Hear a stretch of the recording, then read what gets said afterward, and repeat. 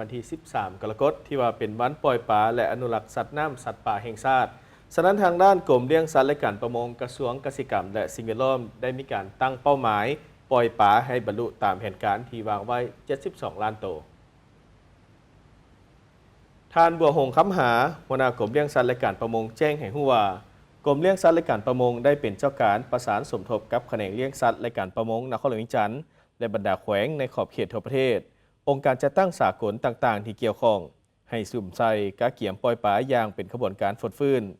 เฉพาะนครหลวงวิจันทร์จะได้มีการจัดตั้งพิธีปล่อยปลาอยู่ที่หนองใหญ่บึงท่าหลวงเขตเศรษฐกิจพิเศษเนื้อที่ประมาณ50เฮกตาร์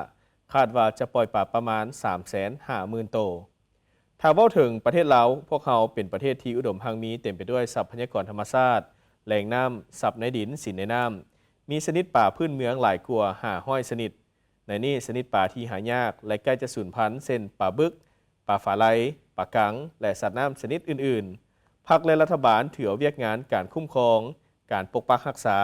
การพัฒนาการนำไส้ป่าและสัตว์น้ำเป็นเวียกสำคัญฉะนั้นเพื่อคุ้มครองปกปักรักษาและพัฒนาสัตว์น้ำให้อุดมสมบูรณ์โดยจัดกิจกรรมต่างๆเพื่อปลูกจิตสำนึกให้แก่เยาวชนและอนุชนรุ่นหลังก็คือทั่วสังคมให้เห็นความสำคัญต่อการอนุรักษ์ป่าและสัตว์น้ำในใส่เพิ่มความอุดมสมบูรณ์ให้กับธรรมชาติปกปักรักษาระบบนิเวศแหล่งน้ำให้มีความสมดุลและมีความยืนยงในโอกาสวันปล่อยป่าและสัตว์น้ำแห่งชาติวันที่ 13 กรกฎาคมท่านบัวหงส์คำหาเรียกร้องให้ทุกภาคส่วนในสังคมมีส่วนร่วมในการปล่อยป่าอนุรักษ์สัตว์น้ำสัตว์ป่าให้หลายขึ้นสร้างความเข้าใจในการปล่อยปลาและสัตว์น้ำคืนสู่แหล่งน้ำธรรมชาติเพื่อรับประกันการผลิตสนองปลาและสัตว์น้ำให้เพียงพอผลิตเป็นสินค้าประกอบส่วนของในการพัฒนาชนบทและการสร้างเศรษฐกิจแห่งชาติให้เข้มแข็งนำใช้ทรัพยากรธรรมชาติอย่างยืนยงได้ท่านผู้ชม